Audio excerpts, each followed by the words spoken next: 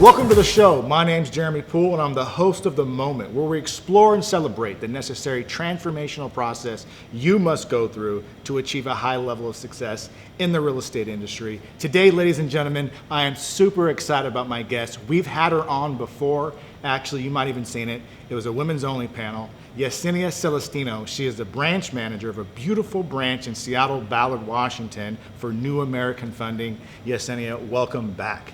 Thank you for having me back. 100%. And I'm so thankful that she came back. And in fact, she's the first person I invited back so quickly, purely because her story is so inspirational. Last time we dove into sort of where she came from up to where she is right now, but I really want to focus on, maybe touch on a little bit of your backstory, but more importantly, from where she is right now and how quickly she got here, where does she plan to take her career and how many people is she going to take with her? So let's jump into the first question.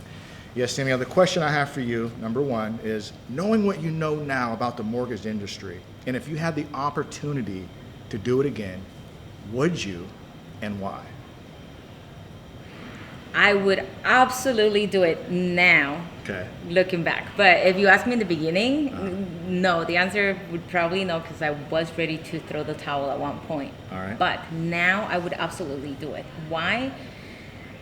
There's not another position that I know of that is this financially rewarding in such a small period of time. Okay. Some people spend half their lifetime. Right.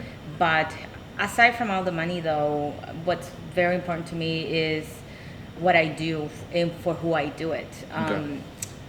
Like you mentioned, I already shared a little bit about me, but where I came from, it's a small little town that it's hard to get out of, and it means the world to me to be able to do a home loan for any family, whether you're buying a $1 million or a $250 or even cheaper than that, because there are some. Sure. It means the world to me. So what was it about you that so early on, coming from humble beginnings, that caused you to say, you know, not only is this not enough, but there's something inside of me that maybe perhaps, and I don't know if this is true, that maybe perhaps you discovered that was inside you that wasn't in the other people around you? Let me see. So rephrasing your... So I guess my question is, did you discover early on, maybe perhaps in your childhood or maybe your teenage years, that you discovered that you had a dream, you had a certain passion, a burning desire inside of you to accomplish bigger things than what you saw around you, that maybe your friends and your family did not have? I have high respect for everybody. And from a farm worker, they're the people that put food in our table. Yeah. There was a time where I was a farm worker myself, Sure. and I simply just didn't see myself doing that for the rest of my life. Okay. And I fought hard to get to where I am. It's not that I thought I was better than anyone. I don't think I am. Right. I'm just persistent. I had a huge dream and of making it big, living in Seattle and having a beautiful home and being happy. I wonder, just to drive home a little bit more on that subject, like, was there a book that you read? Was there a movie that you watched where you saw this lifestyle of living in a high-rise in Seattle and wearing nice clothes and going to fancy restaurants? Like, was there a moment for you like that? Because for me, there was. Not coming from a small town, but coming from a place where there wasn't high-rises and super fancy restaurants. Once I got a taste of that, I was like, yeah, this is definitely more my style. Okay, I see where you're going. Yeah, so what does a girl from a small town where there's not even homes with second floors? Oh, really? Okay. There's what is she doing in Seattle? Well, my parents, my mom is the one that loves to drive. So one day she just accidentally ended up in Seattle. We were visiting people nearby. Yeah. And she's in downtown.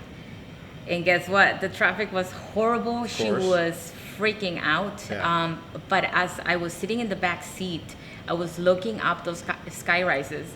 And I said, one day I'm going to live in one of those. I don't know what or how. Sure, but you knew deep down. I had a feeling, Yeah. and I don't even think that at that moment I knew I was going to be able to make it, but that was always in my mind, Right. always working hard. Yeah. And every time, with everything that I do, trying to help others come with me. Sure.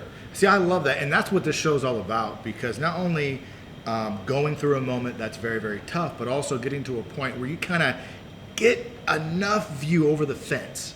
On this side is hardship and struggle, but on this side is opportunity and prosperity. And you see it clear enough to where you're like, it's really not that far away. And you start to believe that you can do it. So I'm super excited to hear that. Next question I have for you is, in previous conversations, we discussed how important it is to plant your seeds in the right soil. Meaning, you can get hired on with a very successful company, but it doesn't necessarily mean that you're going to become successful as well. Can you elaborate on why one opportunity can be great for one person, and yet that same opportunity could not be a good fit? Oh boy, did I learn that the hard way. I started with great team. They're high producers, and they were just a great team. I got to see all the action. Yeah. Everything. There was deals coming in left and right. Yeah. None came to me. I was so new. Sure. And I had no access to that. And unfortunately, they didn't have any training for me. So finding the right soil, finding the right team with the right culture. I learned that the hard way, that before you jump into a new team or new company, you really need to dig and ask the right questions. Sure. Unfortunately, sometimes in this industry, we don't get everything that they promised us. Sure. Or they meant well and they just can't deliver. Yeah, sometimes if you're in an opportunity where it is a great opportunity, for some people, they may be just moving too fast and they just don't have the time to catch you up. Or to train you or Right. and that's what happened to me. Just unfortunate. It was unfortunate because I lost a lot of time.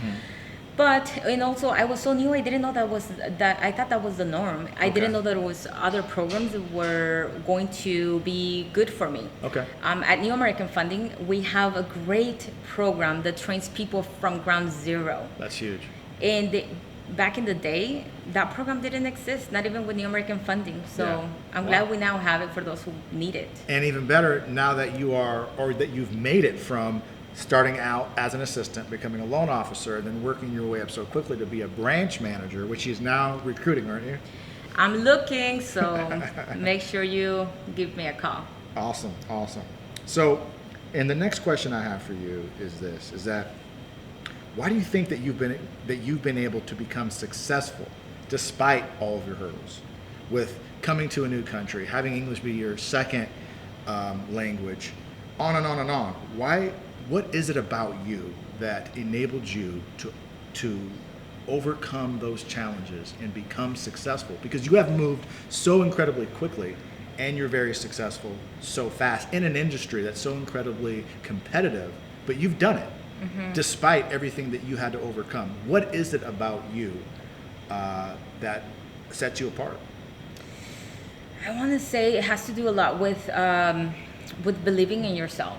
Okay. And I'm persistent. I'm focused. When I have a goal, whether it's high, I don't lose eye on it.